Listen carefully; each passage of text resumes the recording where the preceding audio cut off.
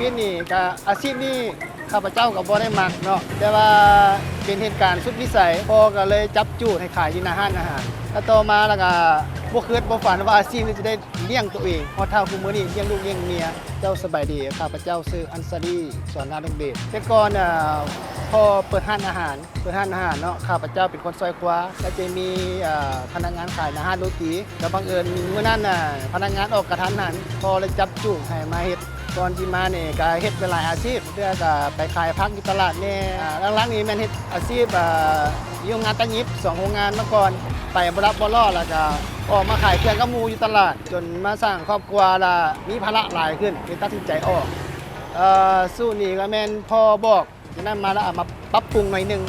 12 ปีไปมักสั่งที่สุดนี่แม่นโรตีธรรมดาบ่ใส่ไข่เพราะมันจะกรอบอยู่ในห้างมันจะมีหลายเมนู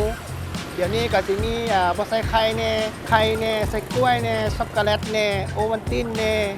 นูเทลล่าแน่วานิลลาครีมใบเตยอันนี้ก็ดีใจหลายที่ว่าลูกค้าบ่เคยมาซื้อกะเพราแล้วกลับมาซื้อกะเพราแล้วก็ได้คำย่องย้อยจากเพิ่นแต่อาชีพนี้ก็มักแน่ก็เลยบริการเป็นอาชีพบริการเนี่ยโดยเฮ็ดอาชีพนี้เดียวว่าแฮปปี้หลายมีความสุขฝากถึงลูกค้าที่การไปไกลมาร้านข้าวพระเจ้าตั้งอยู่บ้านสายลมอยู่ระหว่างกลางของลาวโทรคมและลึกทีพัฒน์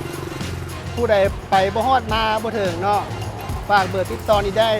020 588 488 58แต่ทางห้าน้องก็รับออกงานนำ